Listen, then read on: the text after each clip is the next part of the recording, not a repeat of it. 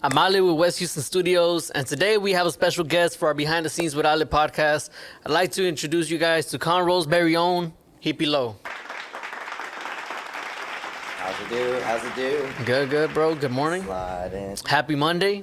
Hope you're having a great day so Happy far. Cinco de Mayo. Oh, yeah, it is Cinco de Mayo. Hey. Huh? No, is it? Yeah, May the 5th. Damn, my watch says May the 4th. May the force be with you. So, fun fact is outside of the studio, I run a eBay store. Uh-huh. And I just sold the shit out of some Star Wars collectibles this weekend. Ooh. Shout out to May the 4th. Made some bread. Hell yeah. Thank it's God. dope. It's dope. Well, hey, man, first and foremost, I want to thank you for coming out here. I know it's a bit of a drive, so again, thank you. No, I'm looking forward to this conversation. Yeah. For those who don't know or are not already following Hippie, make sure y'all follow him on Instagram at HippieLo without the W, HippieLO_engineer. If you guys are looking for some studio time in the Conroe area or y'all don't mind making a drive out there from time to time so you can link up with somebody new, make sure y'all hit him up. And also go on his website, which is hippielo.square.site, so you can do some booking. That's it. You can book online. Like you said, you can follow me on the Instagram that he's talking about. That's where we met, through the good old Instagram. So yeah, we've been chatting about 2.5, almost 3 years now. Just keeping that cool, small knit community of us engineers and producers. Make sure everybody's getting the full support they need. After COVID, pretty much everybody meets online. You know what I mean? And then you meet in person at some point in the near future when things are relevant or you finally make some time. But we're here. And the drive out here is, like I said, a good ear has no zip code. Neither does a good podcast. So we're out here. Let's get it, man. Well, hey, for those who don't already know you, man, talk to us a little bit about your journey and how you got started with engineering. All for the love of music. Growing up, parents, they love play music. And so you grow up, you learn and discover what you like, your own music. So it was a switch from Bon Jovi to My Chemical Romance real fucking quick. And then just I was in a small community. Our high school marching band has more state championships than the football team, so Sheesh. Suck it, football team. But growing up, they teach you, I think I was playing trombone in the 4th grade, so they teach you young, and what was cool about that was winning state championships and marching, working together as a team, and being successful, and all that was based off of music. So it was really cool. But after that, all my friends were in bands. I could only play the trombone. There's not very many trombones and screamo bands these days. So I said, I still want to be involved, and picked up a book about engineering, and game over. Yes, sir. So you've been doing music now for how many years, bro?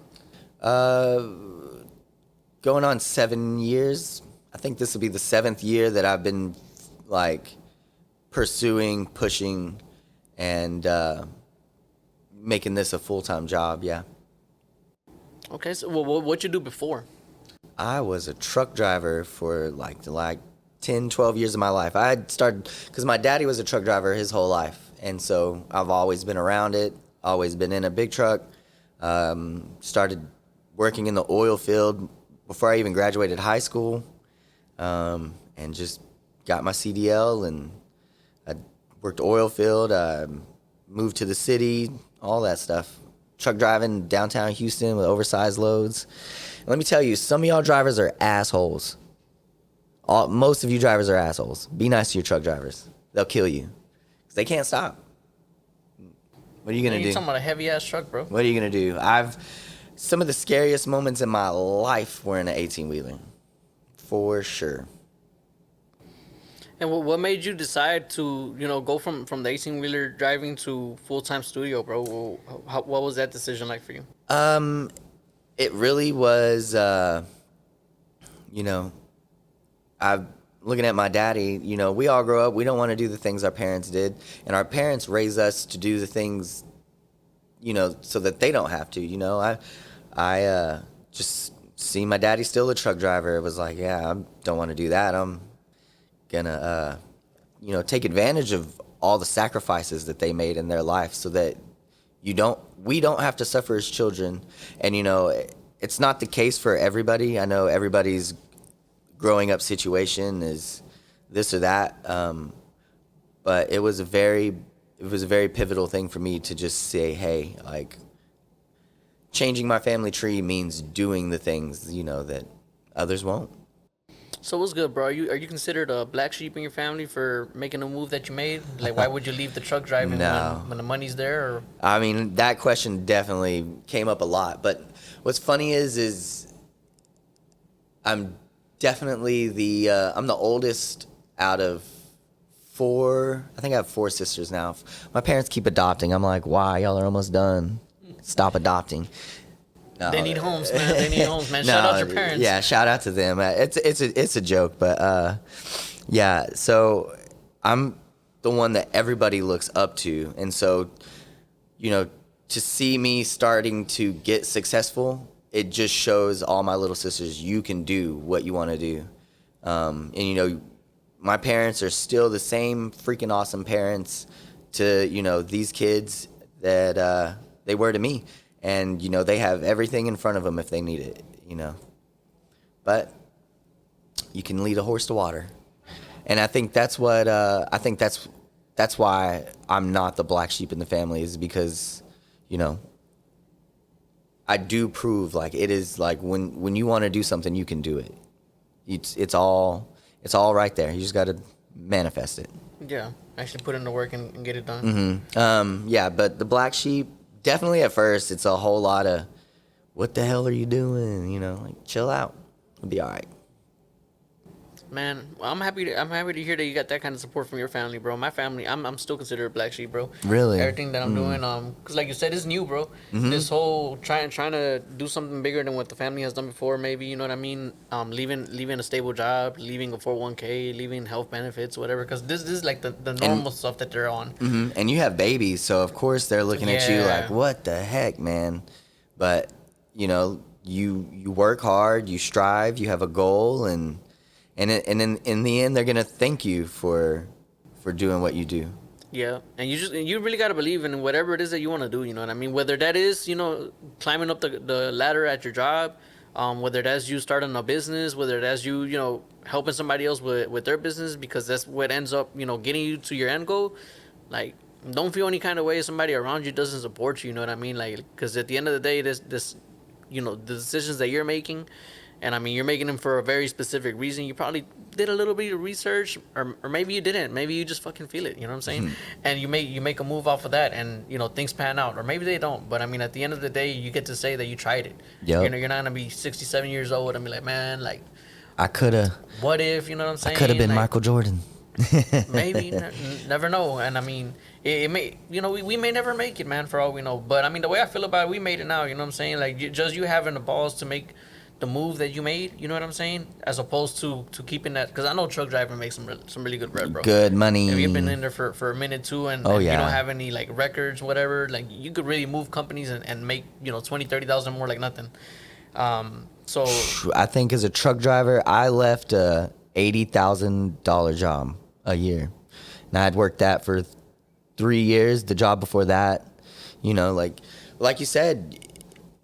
You nailed it. You can literally do anything you want. Your subconscious is a seed, and your subconscious. You plant the seed in your subconscious, and it grows. You had a vision for a building and a podcast and all this, and this is what the vision looks like. Like, some cats, they have the vision too. They just don't act on it, and a lot of it is 100% believing in yourself. Because nobody else is going to believe in you as much as you do. And that's why, like, we were talking earlier about working with artists or, like, business deals and this. And that's why I don't do business deals, is because at the end of the day, I already know how much I believe in myself. I can't trust somebody else to believe in themselves that much and grow. I want to grow. I want to continue to be bigger and build and Yeah, I can't be slack and be held back because you don't have that same vision too, and it takes a lot, but you get a lot. And holding people accountable is a whole different kind of game too, because it's like if you're working with like a friend or a family member or one of your clients that you end up getting really close to, and y'all say y'all gonna do XYZ, and you're doing it, and they're not doing their part, having that conversation, having to have that conversation for me is annoying. It's like I don't need to remind you how much you told me you believe in, doing this, that, and the other. Your actions got to show it, even when you're feeling some kind of way. And I kind of, I've been talking about it here and there over the last couple of years, bro. There be times where I'll be in this depressed ass mode, you know what I mean? And even whenever I'm in that depressed ass mode, I do something. I might not be mixing and mastering because my heart's not going to be there whenever I'm in that mode. I might be, doing some photo edits, doing some video edits, shit that normally I know scheming a marketing plan, scheming a campaign, like I'm going down hella rabbit holes. Yeah, I'm fucking Googling, writing it all down. Cause it's we're humans too, So at the end of the day, we go through some hard times and we go through personal things in life, and that game face is a lot, and it gets tough. It gets tough out here sometimes. I mean, that's why a lot of people turn to substances, man. But you don't 100% need to. You know what I'm saying? Like, cool if you relax, you want to relax. But whenever you want to get active in the stuff that you want to do, kind of push yourself. Try to be a little sober here and there so that you can really get your game plan going and execute on it. And don't use these things as crutches, man. Because at the end of the day, like as you start building momentum, you're gonna get this high off of like your music that you're putting out, the content you're putting out, the audience that's engaging. Maybe you start seeing some sales trickle in. I mean, we're talking about streams. You need a shit ton of streams for you to make some money. So again, get you some merch, and maybe some of your supporters will buy it, and then you start seeing that kind of grow and develop. That's a high itself. And then you're good. Yeah. That's a drug itself right there. Watching yourself. Sometimes I do have to take a step back and go, dang. We came this far from that, and and that just kind of rejuvenates, like, oh, okay, because sometimes you just got to see where you came from, and got to see, like, you got to keep your head up so you can see what God's doing for you and what He has done for you, because it's hard to get to the level we're at now. It's even harder to get, farther. Like we're high school football players. They're still college, and then there's the professionals, and so it's a constant. I would say we still junior varsity, whatever. Yeah, we're still JV right now, and that's saying a lot. We're good looking JV players. Sheesh. So we're ready for the pros, and another thing is artists have a hard time making streams and selling merch, and and that can get you down too as an artist. But there's many more ways in the music industry that you make money. Sell your songs. I got a lot of artists, awesome, not cool. You're not really like crowd people, but great music. What's stopping you from calling a local artist and saying, hey, for $300, I'll sell you this song because I know you'll make it a hit? Or starting out somewhere like that. Maybe you could be the fat bald dude that sells Rihanna songs.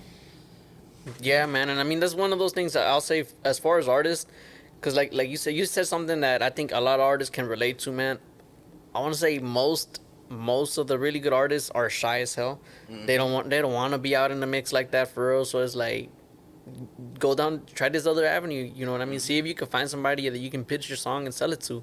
And there may be a lot, and I know, a lot of these artists, it's kind of like us, like, you kind of have to enjoy this, you know what I mean? You don't 100% do this for money, but let's be real about it. If we was doing really well, we all had mansions and stuff, we'd be a lot more satisfied with what we're doing, right? Then I could just hit you up like, hey, come through, bro. And I'm saying we having a pool party for no reason on a Monday and shit at 10 a.m.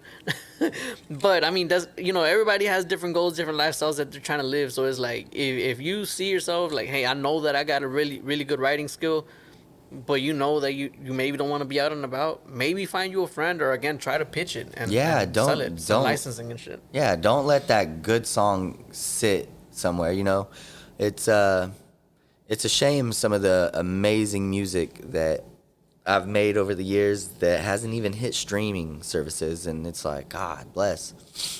'Cause yeah, I said it earlier, people who sing songs live in big houses, people who write songs live in bigger houses. And it's not always about being the face of things, 'cause yeah, you're right. You know, if we had money, like we had the professional level of this life and this and that, it'd be a whole lot easier to say, hey, yeah, no, come through for a half off session or something. Because no, we don't 100% do this for money, but I have to explain to artists all the time, like, this is how I pay my bills, you know? So like, especially artists that are friends, you know, that want to take advantage of you have a studio and this and that. You know, I'm like, yeah, I do, but you've also got to respect me as your friend, like, to realize this is my HEB job. This is my, you know, 9 to 5. And just because it's a cool fucking job, like, doesn't mean that I'm going to do it for half off, you know? Yeah. Nah, man, and I'm with you, bro, because there's a lot of people, and it gets a little annoying sometimes. They'll be like, you know, what special you got for me today, motherfucker? I gotta figure out how to come up with the rent, for the 2 spots that I gotta pay for, Yeah. all the lights, fucking payroll and shit. I just recently added payroll, and that's been low key stressing me out here and there. But you know, I keep, you know, we keep a strong face, bro. I want to say everybody that works with us for the most part, maybe haven't seen us in a place where, like, hey, I think he's worried. You know what I mean? Even when you are worried, because that's not what the fuck we're here for. We're here to, you know, like, work with you, get your music right, no matter what it is that we have going on. Because, I mean, let's be real about it. You may care about us as human beings as we develop a relationship. Yeah. But at the end of the day, you really don't care about us like that. You want to make sure that we do right by you for your music. Mm-hmm. So it's like, if we're missing a step, it's very easy for you to go left on us. You know what I'm saying? Whereas, you know, we could have been having a tough day. We could be having a tough time. But we can't let that get into the studio. We got to do right by you. So, again, you know, take care of us too. Make sure you don't hit my boy up and be like, let me get a half off session. Especially if you're not coming in often. You know what I mean? If you're once every 3 months, every 6 months, there's been 3 months that homie hasn't seen you, that you haven't really been supporting him and helping him, you know, feed himself. Go be eating ramen noodles and shit. Yeah, and the only reason we, you know, created this relationship was because you found me through the studio. So it's different when I have friends that have absolutely nothing to do with music, aren't even in the industry, and I like that because, you know, we met on a genuine thing, and a lot of the artists that I connect with, we create a genuine relationship. But like you said, if my studio goes down tomorrow, you know, I probably wouldn't hear from a lot of these guys again, or a lot of these cats again. And I'm also not like the type to, you know, like, I work with somebody forever and next thing I see them posting at another studio, I'm not like, what the fuck? I don't give a damn. As long as you're going to a studio and getting your music taken care of, you're doing right by me because I like your music. Am I going to promote that song? Probably not, because I only promote music that comes out of my speakers. But will I jam it, support you, like it? Hell yeah. But I'll tell you this, it's very, very hard to come across good engineers. Not just talent-wise, but consistency, you know? Cats go to other studios all the time. They're right back, having to pay for and redo the song they just went and did because, one, maybe the engineer just didn't give a fuck that day and just hit play, and or 2, maybe the engineer sucked, or 3, you know, they show up, and I'm not slamming house studios. I have a house studio myself, but they show up and it's just a laptop, and no hate on Scarlett's and anything, but it's just a laptop and a solo Scarlett, and a fucking right there and a ball thing, you know, on the microphone, and no hate on any of that. If you've got it, dope. But, you know, that's not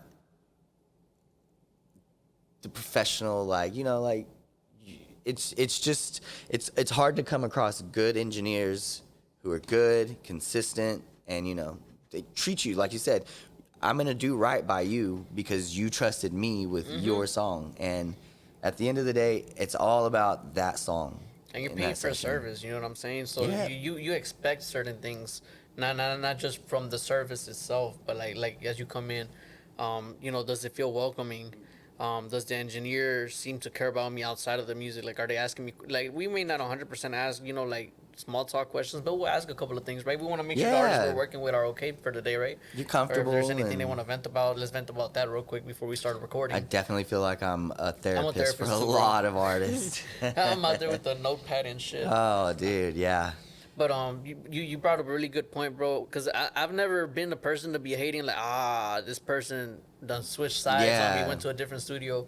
But to what you were saying too, yeah, they went to the other studio, they recorded a song, came to me like, yeah, you know what, like XYZ whatever, and they re-record the same song. The problem there is they probably got the take right at the At first the studio, other studio, bro. yep. So I it's have like, that. dog, and here's where it gets weird, bro. This is where I say engineers are weird.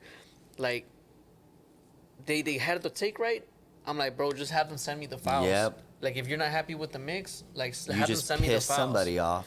But now they go ask for the files, and they probably ghost them. Mm-hmm. The engineers ghost them, or they'll never send the files, or whatever. Or they'll ask them to pay some more to send the files, and maybe still won't send the files. Like, ugh. I'm not gonna name drop, but this engineer knows who he is, and he is charging people almost $100 to send files. And you suck, my guy. That's it.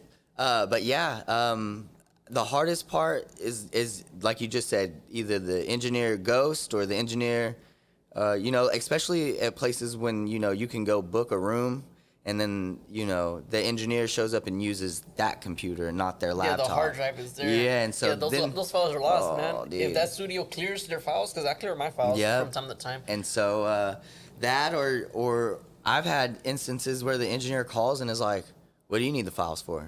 I'm like, "What does it fucking matter? Just send me the file." Like and if I have, it was call me out, whoever I did it to, but I have never had somebody hit me up and say, "Hey, can I get files for this song?" and be like, "Why? What's wrong with it? What do you need it for?" You know, No questions. I'm send just that like, shit. dude, there you go, man. Give me 30 minutes. here. Hell, a lot of cats don't realize that recording, mixing, and mastering, that's 3 jobs. That's 3 different jobs. When you're in the industry, you will most likely record with one engineer. It will most likely get mixed by another engineer, and then it'll be sent off to be mastered by a whole nother engineer. So it's just Yeah, that's the usual path. Yeah, So we don't have any problem with sending it to somebody else. no, because that's just how it That's goes. what it really and, is. And then, but yeah, there are those entitled engineers that are like, "But my mix was violent." Like, no, your mix sucked. I'm just being nice. Just send me the files. And even then, sometimes it's a matter of the effort too. You know what I mean? Sometimes people can mix and master, but they're not going hard for everybody. They're going hard specifically for like name acts, and some people who are, you know, their favorites or whatever, bros. Like in this game, like especially if you're running this as a business, you can't have favorites. Like, oh, I'm only gonna go hard on the mix and master with this person. You know what I'm saying? Like a 2-hour session with this person looks different than a 2-hour session with this person. This person's leaving with a dry ass mix. Why? You know what I'm saying? Why Yeah, would you do no, that? that's no. Everybody that I get to work with, they get it all. You know, they get the full effect. And yeah, just I've heard some crazy horror stories about engineers, and you know, but on the flip side, there's some very awesome engineers in this city, very like talented people as well in this city, and you know, we're in the 4th largest city in America. There's plenty of work to go around, you know. Exactly. So just because you don't record such and such, you know, you still have a chance to record somebody like that. So yeah. But let's switch pace, man, because it kind of sounds like we're going down a negativity of Other engineers. Nah, look, man, at the end of the day, we fuck with all of y'all. But shit, I'll leave it at this, man. If you're the engineer that does the stuff that we just talked about, like drop that, dude. I don't know what it is that's bothering you, what you got up your butt, whatever. But the sooner you let that go, you probably become a better engineer. You know what I'm saying? If you're not already really good. But And don't charge to send files. Definitely don't charge the send files. Don't- That's not a problem. Tell them to don't- bring a hard drive if anything. Exactly, and don't charge $100 to send files at that. Like, that just see bad engineers can taint good ones. You know, and like I said, there's way more good engineers out there than there are bad ones, but it's just the bad ones are really bad. But let's move forward, man. So let's say that let's say you got a new artist coming in, right? And they're gonna be recording for the first time. You know, we're both on Pro Tools. Well, what's on your template, bro? Every seasoned engineer has a template whenever they're first working with somebody, so that at least you can hit the ground running. Yeah, just the simple mix bus, EQ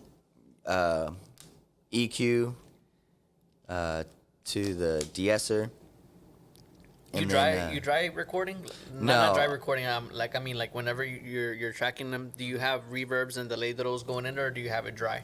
I have reverbs on, and auto tune on if they want, but it's recorded dry, so there's none of the effects are in there. I record my through it hits the preamp, the Warm Audio Tone Beast 12, and then that goes into the Warm Audio 1176, and then it goes into Pro Tools from there. So you have simple setup. some courage right there, bro. Because I mean, you're talking about you already have hardware, so the settings that are dialed in there. For those who don't know, the settings that are dialed in, you cannot go back on. No, you cannot. That's already set in stone. So for whatever reason, you record it, and then you don't like the raw. You know, when you're looking on your Pro Tools or whatever DAW you're on, if you're listening to the raw vocal and you don't like it, you probably fucked up in your hardware settings. Mm-hmm. So and you that can't. takes a lot yeah. It takes knowledge and courage, man. Because It takes a lot of I'm not printing. mistakes. Learning. Yeah, the first time I ever recorded through my preamp, I think that was some of the harshest vocals ever. But I didn't know in that moment until it was mixing time, and it's like, damn, that sucks. But yeah, the first 10, 15 minutes of a session is usually me dialing in vocal levels, and that's a good time to let the artist loosen up, relax, warm up. Because I'm going to be honest, not everybody's coming in one take Jake in this, especially singers. Singing is a skill that needs to be trained. Like real singers train. There's vocal lessons, there's all sorts of vocal coaches, and just because you can sing to the car on the radio and it sounds there's a whole world of singing out there that's just crazy. So, letting artists warm up, get vocal levels, and then that's what sucks is throughout the session, you kind of got to ride the fader a little bit because quiet to loud, all sorts of things happen in a performance, and that's where it sucks with the hardware, because you can't just go, like you said, you can't just go back. So you got to keep counts like 1, 2, 3, 4, 5. And then when they get back to their normal 1, 2, 3, 4, go back up and all that. So you got to remember, because you're in the middle of recording, you might forget to. And then they're screaming, they're hype, and then it's time to whisper on the track, and it's like, shit, I can't hear you. Because I'd rather have to. I'd rather have to turn things up than down, but would not turn things up a lot. Because then that's when you start getting all the artifacts that the preamp picked up, and they're magnified, and so. Here's something like if you had to clip gain it afterwards. Mm-hmm. And that's why I say, like, recording, mixing, mastering, that's 3 different skill sets of a job. Like recording, it is a whole nother level. And for engineers, that work like us, we have to kind of be the vocal producer for artists. They keep stumbling and stumbling and stumbling. It's like, take that word out. Oh, it works, and you've got it, And that's another hat in itself, man. Yeah. That's a producer, you know what I'm saying? Yeah. A producer in the room telling you, change up your words, change up your cadences or whatever. Even the smallest of things, in these industry rooms, that person's getting paid. Yeah. And either paid or royalties. And that's why it's very important to realize, like, as a recording engineer, for me to just be doing that in itself, like, which I love it because I'm not gonna let a song leave terrible, like at all. Like I will step in ASAP before a song goes south. And so just like, and then mixing it's a whole nother job, you know.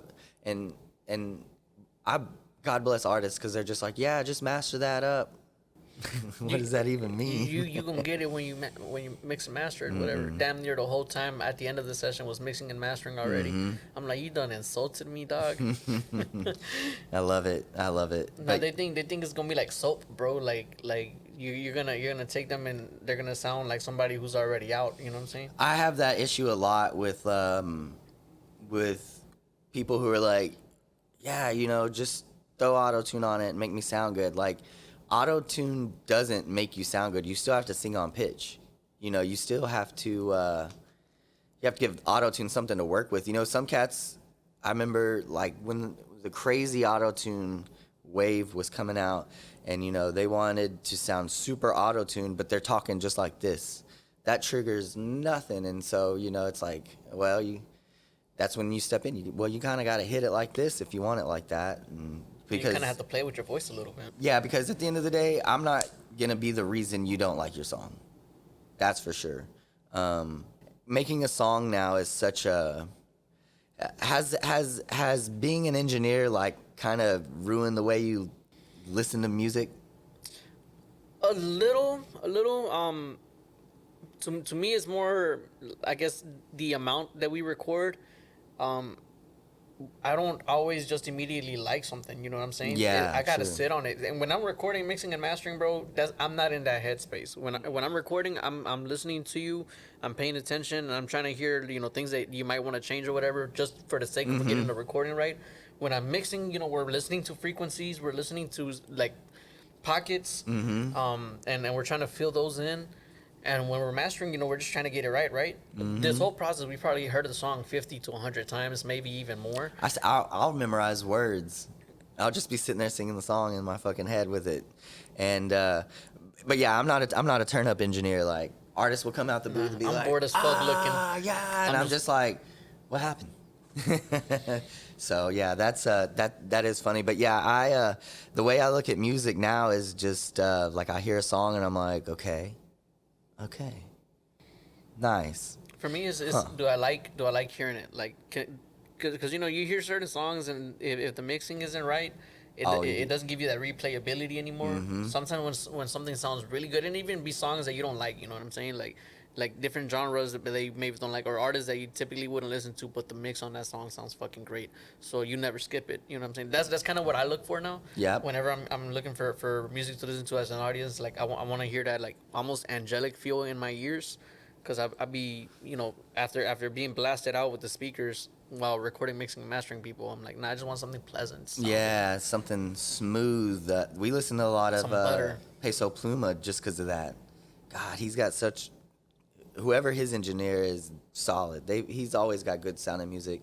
There was what was it? H-Town for real. What was it? Hardboy, Kiati, and all them. I love that song, but that mix hurts your ears, and so, like you said, I don't listen to it anymore just because of that. And that's a huge thing. Like for an artist to realize what they're getting into when they're investing in a studio engineer is you're now investing in music that you want the world to listen to, not just your friends. Because your friends will tell you shit's hype all day. And even if it's on like, and I'm not hating, even if it's on like a FL Studios or BandLab or GarageBand song, once you get that different quality from a polished track, now it's people will want to listen to it because it sounds pleasing. It sounds good. And you notice the difference sometimes too, man. I have a couple of artists that will tell me they're like I'm getting some numbers in streaming, and a lot of the times it be the songs that we actually recorded, mixed, and mastered ourselves, like through me. And sometimes they have songs that they record through BandLab, and they share those out on the DSPs too. And I'm like, I wouldn't putting those left and next to each other's. It's a but bold they'll move. see it, you know what I'm saying? Like the numbers on the ones that we actually did, are the ones with the high numbers and the ones that they recorded on BandLab or not. So if anything, if you're looking at that, and that's one of those things too. I mean, it goes back to you being an artist, being a business in itself too. You're looking at this stuff. I would hope so. Yeah. If you notice that something that you actually put some money into was getting you the numbers, why the hell not continue doing that? Why are you like choosing to just record on BandLab on your phone on your little Apple microphone? I've done so many mixes on that. No, yeah. So mixing and mastering, yeah. yeah, but to record on there and to be like, yeah, this is it. This is it. That's tough. A lot of times it's because well, I don't have money to pay to go record. Well, you can still. I try to tell artists like, well, still let me mix and master it for you, even if you recorded it on that or because it's just a major difference, especially when you're thumbing through a catalog and it goes from to yeah, you're like, what happened there? What the hell, And I get it, like some artists have stuff up like that because those were the first songs they did and then they started going to a studio. That's cool too, but yeah, to me that just shows laziness. Like, oh, I just got to put it out to put it out. And that's another thing. Artists will leave the studio and upload the song that night. A rough draft, man. Oof. And be like, no, don't do that because, I'm not resharing you need to that. market you need to market, you need to campaign, you need to get people ready to hear this song. And at the end of the day, I'm glad I'm an engineer and not an artist. That is for sure. Yeah. I mean, it's good that they're that happy with the song, you know what I'm saying? But it's a whole strategy behind it, which is why I'm saying that a lot of artists don't realize it. I mean, that their business, their sales, their marketing, they're the artists, and they gotta place these hats on themselves, from time to time, so that they can see, okay, like if I was, a business person, would I be able to market myself, and if so, how, and kind of build on that. But let me ask you this, man. Since we're talking about different artists that are active, different artists that are kind of in the vault, whatever. Is there any projects right now that you're working on that you can kind of speak on that you're excited about, or? Yeah, for sure. I've been working with Big Exodia. He was the first artist I started recording, I believe. Bro. Well, maybe the second or third. Said obliterate Exodia. I don't know if you're a Yu-Gi-Oh fan, but Yu-Gi-Oh. No, he's a huge anime rapper too. So he performs at Comic-Con and all that stuff. He's fucking cool. Yeah, bro. they call him every year to come perform, and he's like a Tech Nine style, the chopper rapper, the da da da da da da da. And so I've been working with him. He's one of the artists that I've built a really good relationship with. I mean, we've been working with each other 5-6 years now. I've done just about everything, and on his catalog. That's his songs. If it's features, like I said, we just record it. I'll mix it and send it off. If they want me to master it, then we figure that out. But he's got a project. I think it'll be his third album, and we just started recording it. So, and it's an awesome time too because I just met Mr. Chris Howard over in Conroe, who has another studio out there, and he put me on to mixing nights with I can't remember that guy's name, and it's basically 3 years of 2-hour tutorials, and it's in person type dude. Huh? In person? He used to do them live. He still does them every Tuesday live, but so I told Big Exodia, like, as we cut this album, I'm gonna be, revamping on knowledge and whatnot and learning, and so I'm expecting this album to just come out super fly. And he's a chopper rapper, so he says a lot, and when you chop, it's gotta be consistent. You can't have no stop, pause, lag, nothing. And so I told him, like, we're gonna break everything down. We're gonna make sure this is polished because he's worked very, very hard for the last few years. He's buzzed a little here and there, and I think it's just time for him to have something to really push. And I'm hoping that this album is that, because like I said, we're gonna put everything into it. So I'm excited. And actually, I'm gonna be on a song with him. I hate it. Yeah? Yeah, I hate it. I don't like. He pulled a feature out of you. He did. He did. He got one, and we did a music video for it too last year. Nice. That's how I got into the music scene here. Was, I built a studio, but just because you build it doesn't always mean they will come. So I was an artist. I was HippieLo, the artist.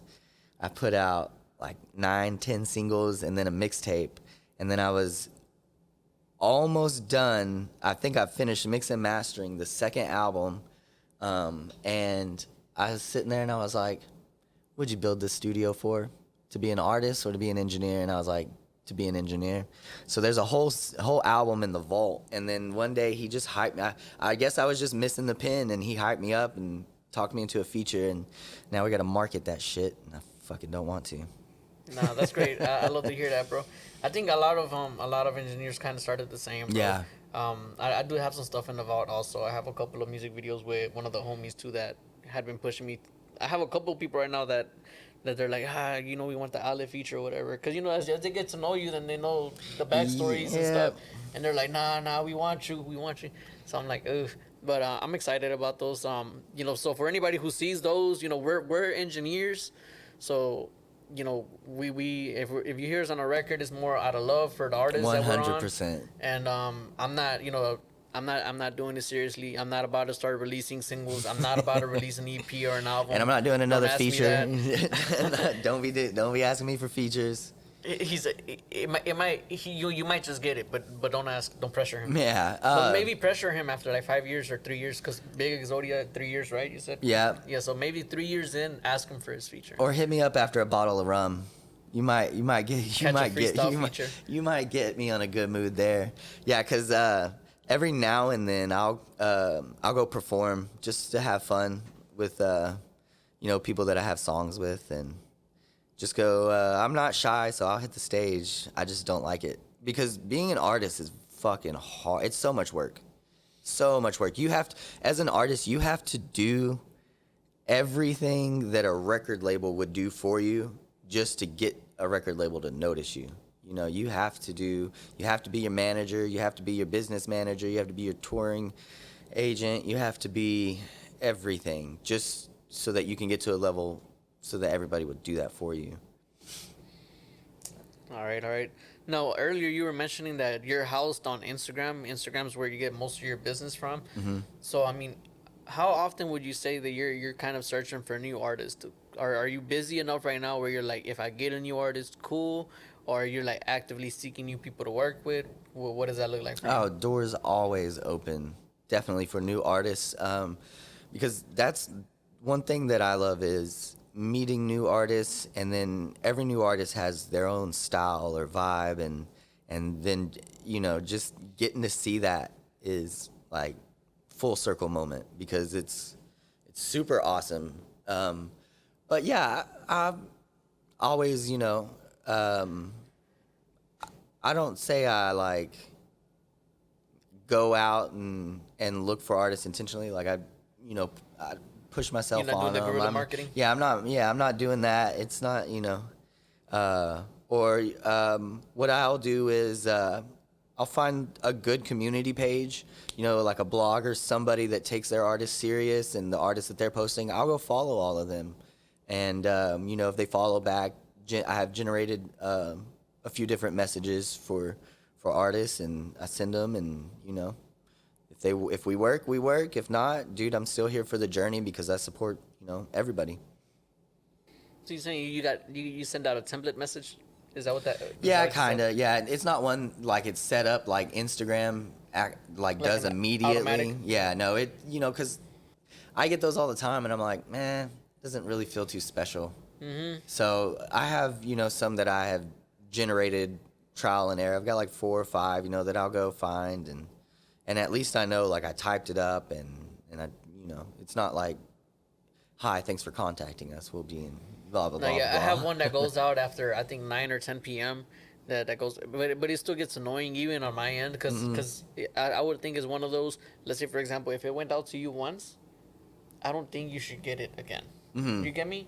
So if you send me a message today past the quiet time, you get the message, and then you send me another message tomorrow past the quiet time, you get the message. That's annoying. Yeah. If it was a one and done, I'd be happy. And I'm talking about it right now. I gotta go on there and deactivate that shit. Yeah. 'cause- he's 'cause like actually that's something that I need to put on the schedule. in the morning, I'll go on and I'm unsending all those messages with the hopes that maybe you didn't read They it. didn't see it or yeah. Because I'm like, yeah, I don't want to give the impression that I'm on some robot ass shit. You know what I'm Right, and that's one thing. Like, I don't want to make you feel like a number. You know, that's what Yeah, a robot they'll turn them does. off. Like, I've got an artist that he'll message me, and this pisses me off. He'll message me, and then I'll respond back, and then it'll respond back, thanks for contacting, and I'm like, but we're having a conversation right now. Like, that shit gets me. And I don't know if you have this problem, but a major issue I have is voice messages. You know, like if I'm in a session and you send me a 3-minute voice message, I'm probably not getting to that.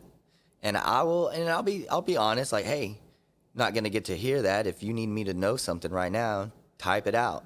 And one artist one time straight up said, yeah, but I hate typing. All right, then I'm gonna get back to you when I get back to you, if I get back to you. So I literally was like, click the microphone and talk into it, and it'll Text to type speech? for you. And nope, kid still sends the voice messages, and I mean, I'll go back and listen to them if I remember.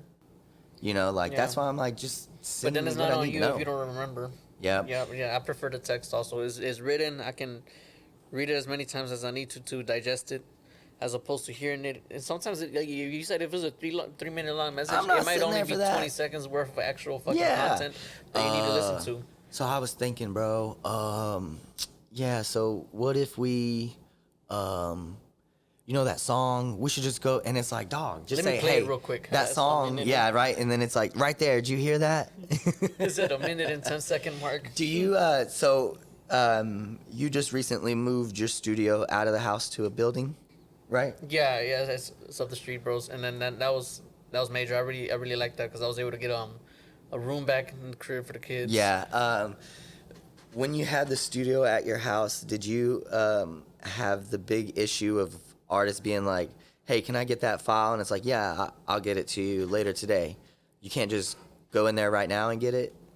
Because they think that you're at home all the time. You know what I mean? Or even if I am home all the time, that doesn't mean I have 15 minutes to bust off to go get your things at that very moment, you know, like, because I'm about to have to change because my computer's old. She's a 2013, so she is hanging on by threads. I'm about to have to get a new computer, and so I don't just turn that machine on for nothing. Mm-hmm. Like, if I don't just go up there and click it on to send a file and then turn it off, you know, if I'm going in there, it's usually to work, and if I've got some work set up, you know, while I'm doing that, I'll send those files at that moment then and there. You know, I hate the whole like, well, it's in your house, you can just go right now, because like, nah. And I was about to get ready to start shopping around to move the studio out of my house, but I think I'm just gonna do a laptop and bounce to studios. Mm-hmm. You know, and studios that rent rooms, so you know, that way I'll be more accessible throughout the city. And I don't, man, you're brave for putting up with all the stuff that comes with, you know, leasing and building and the people and tenants and neighbors and but I mean, eventually, yeah, that would be a place I'd like to be, but yeah, that the whole house and the studio thing is a funny thing.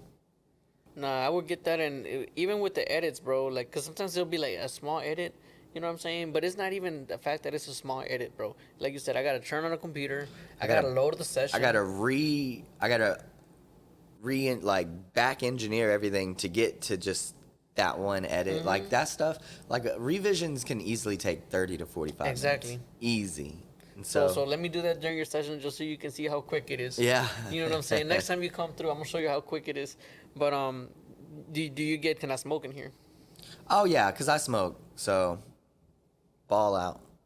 Okay, no, yeah, I mean, I smoke too, but not in the crib, bro. not- I was like, nah, my children are True, here. true, Y'all, true, y'all can true. go outside, you know what I'm saying? I What don't have a trips problem me with out it. is when artists come and they bring their baby and then they smoke with their baby in the room. I don't like, that's the only time like I won't That boy smoke. said CPS. Yeah, that's the only time I won't smoke because like there's a baby in here, you know, like fucking weird. 4 or 5 year old coughing up his lung and shit. And then one time these people changed the baby's diaper right in the studio, and then threw the diaper You have a changing table, fool. threw the diaper in the trash can. I was like, son, you could ask to go to the bathroom or something. Like, what the hell's going on? But this lady was crazy too. Do you get a lot of artists that are just like fucked up on drugs or something? I want to say I've Smoking weeded it. out a good amount of them already. I did tell you about this one that I feel like is kind of tweaking. No, yeah, yeah. That's had her, been arrested twice and apparently was beating on her mom and shit like that. But that Don't thing beat is on your crazier. mom. Mother's Day is coming up. Yep, por favor. Nah, but Because it doesn't stop for smoking. I mean, and look, I'm not here to kill a vibe. You know, if you want to fucking snort cocaine, ball out. Not for me though. But also a thing that I've developed is I've got like little trays or rolling trays. Like because you've been a collector of rolling trays now. yeah, because artists will chop a pill up on your desk and now you got fucking pill residue everywhere. Like, nah, here's a little thing, you do that shit on there. Fuck around, raid your shit. It's none of your stuff. None of it mine. Damn. What's this powder? It's like, damn. So yeah, artists and drugs are very interesting. I've had some crazy sessions before. Mushroom sessions are always the most wicked to me.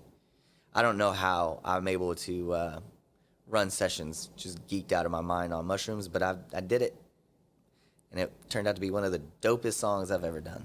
That's scary, man. Yeah. I don't know.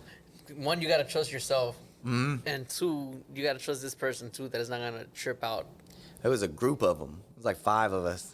Yeah, it's a no go for me. That's Like, he's y'all could microdose before coming or whatever. You know what I'm saying? Oh, I thought it was funny. I walked into this session and this kid was like, "Hey, they said you're cool with drugs," and I'm like, "Yeah, ball out." And they're like making fucking mushroom tea, like huge glasses, and I'm like, "Nah, I can't do all that." I said, "I'll just take a little shot," you know. And I thought it'd just be a little microdose. About an hour, I'm on the side of the building throwing up. Come back in, mindset on go. And that's when we recorded Nebula, one of the dopest songs ever. And I remember we recorded a guitar on that song, and everybody was just in the live room while he was shredding on the guitar, just like, this is magic. This is wizardry. Everybody just feeling every vibration of the string of the guitar. That's fire. It was insane. And then it was like, we just kept it on a loop. We were like, play it again. Play it again. And before you know it, the 3-hour session was over with. Oh, yeah. That was a session. I think I ended up driving a Tesla for the first time that night, like 2 a.m. Those are super fast golf carts. Well, hey man, I mean, while we're on all this, we're talking about the studio. You were talking about potentially getting into a building in the future, but right now kind of playing a hybrid. Like, let me move around to different studios. What would you say your goals are for the next 3 to 5 years for you as a studio owner? I think over the next couple years, I'm trying to get away from being a studio owner, honestly, and just solidly being an engineer. Like, I find it to be a lot when you've got to own and operate and run a studio. It takes a lot, and the more I evolve and the older I get, and the more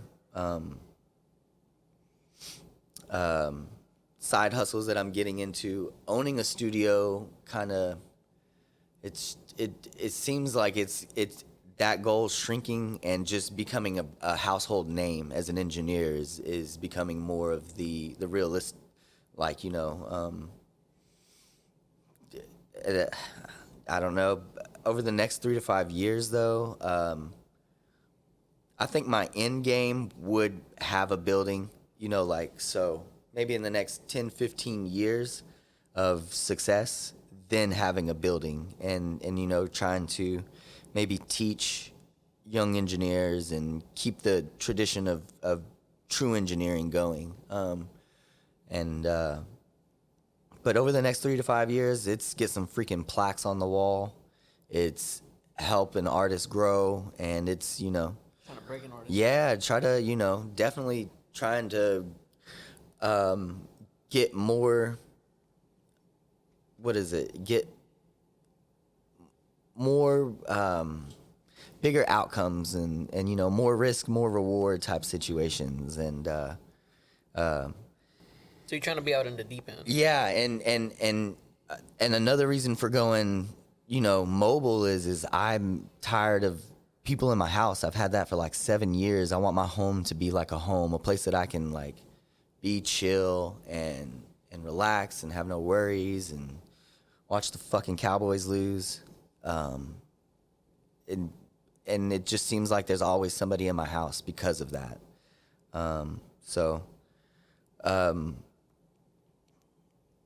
Being a studio owner, I think, is an end game because when I look at like my mentors and how their studios are and the $1 million setups they have, and it's just that's where I would love it. And but I know like it's very hard to get as successful as I want to be owning a studio rather than just being that house name. Mm-hmm. So basically, just living off of your brand, your personal brand. Yeah. The HippieLo Dusa, like that logo, like that, pretty much sums it up. So. Okay, man. I appreciate you for sharing that with me, bro. Yeah. And for those who didn't already know what he had planned, for the long term, make sure y'all support him even harder now, because sometimes people think that we just want to be the person, just recording them all day and managing everything else we got to manage at the same time. Sometimes you do it because you have to, you know what I'm saying? Again, back to the artists having to do everything they have to do for themselves. We have to do everything we have to do for ourselves too and for our businesses, and it's a lot that goes into it. I mean, you're talking about everything that I'm doing. I'm trying to, build on 2 different brands. Long term, I'm seeing it more of a production company than anything else. You know what I mean? So trying to get out of me being the one having to do everything, and putting people in place so that they can, take what I've built, run the fuck off with it in the sense of like, okay, now we seeing things actually grow. But it's this path is not one that is for just anybody either. No. You gotta have some thick skin. You gotta be able to take some losses and pick yourself back up, dust it off, and do it again. Because again, you gotta have a plan. You believe in yourself, and too, I'm with you with the plaques too, bro. There's a lot of I'm not gonna throw any names. I'm not gonna hate on nobody, whatever. There's a lot of people who have plaques that didn't do shit. You recorded somebody and you probably didn't even enjoy that session. You didn't show love to that person, and that person just happened to get it in front of some people, and now you got a fucking plaque. And now you're making bread off of not giving a fuck. Yeah. And you got lucky, and those people get lucky. That shit happens. I'm gonna let you have your 15 minutes, Yeah. bro. I'm gonna relax. You know what I'm saying? We're trying to do something. At least from what I hear, we're trying to do something that's gonna outlive us. Hopefully, and stand the test of time.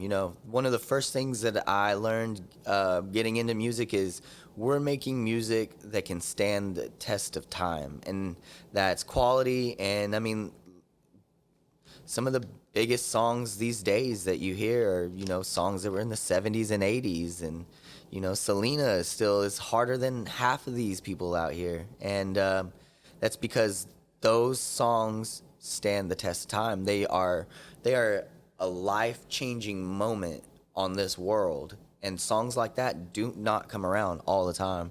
And, it's easy for an artist to get discouraged about it, but you can't, because it's very hard for those songs to get there. And as an engineer too, we gotta know we're gonna work with hundreds of artists to get that. So it's like, if you're discouraged by your 3 songs that you recorded in a 6-month period, imagine us that we're recording, I don't know, anywhere between 5 to 10 songs a week or whatever, and they're not all gonna be it. You know what I mean? But we're continuing to do it because it's almost you're looking for a needle in a haystack, man, and that one is gonna be the one. and that one might trickle into like a domino effect where like one of your artists hits, then another one of your artists hits, and another one of your artists hits, and I think that's what I ultimately am doing it for, as far as like the creating the music and all that. Why I love it as much, because like you never know. You never know who's gonna be the one.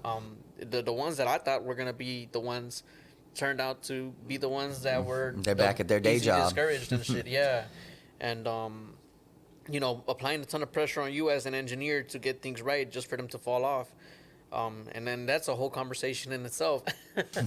But anyways, man, I think we've covered a lot. So if anything, let's try to find a good place to wrap up, because we can talk all day about the intricacies, Artists and the frustrations of us being engineers and having to work with these different difficulties, attitudes, whatever it is. But if you guys have any questions, concerns, or anything that y'all would love for us to speak on going forward, drop it in the comments. Anything that you were maybe thinking that we were going to talk about that we didn't talk about, drop it in the comments. Again, this is behind the scenes with Ale, introducing HippieLo. This is the first time we link up, so I mean, a lot of this conversation, as it was fresh to us, is fresh. I mean, as it was fresh to you, is fresh to us.